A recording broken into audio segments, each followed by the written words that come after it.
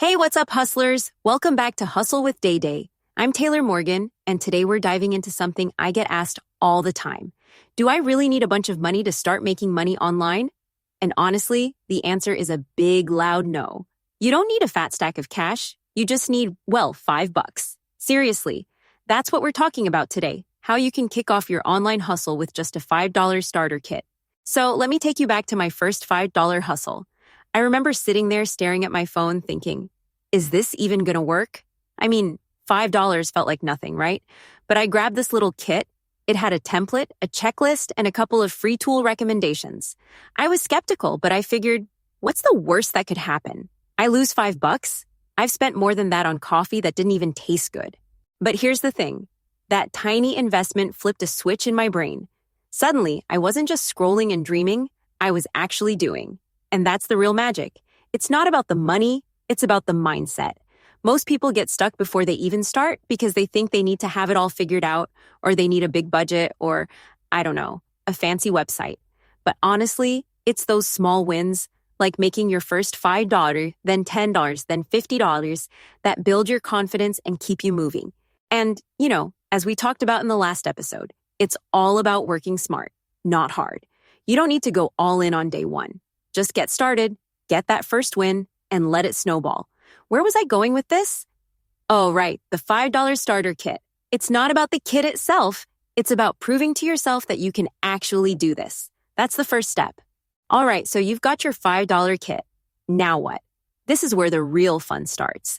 I want to break down exactly how I turned that tiny investment into my first $50 online. And, spoiler alert, I didn't buy any fancy software or pay for ads. I used free tools and real templates, the kind you can find in that starter kit, or honestly, just by searching around if you know what to look for. My absolute favorite free resource, and I know I've mentioned this before, but it's worth repeating, is Canva. Canva changed my whole workflow. I used it to make graphics, quick landing pages, even little digital products. It's free, it's easy, and it makes you look way more pro than you probably feel at first. I still use it, every single day. And templates? Oh man, templates are a lifesaver.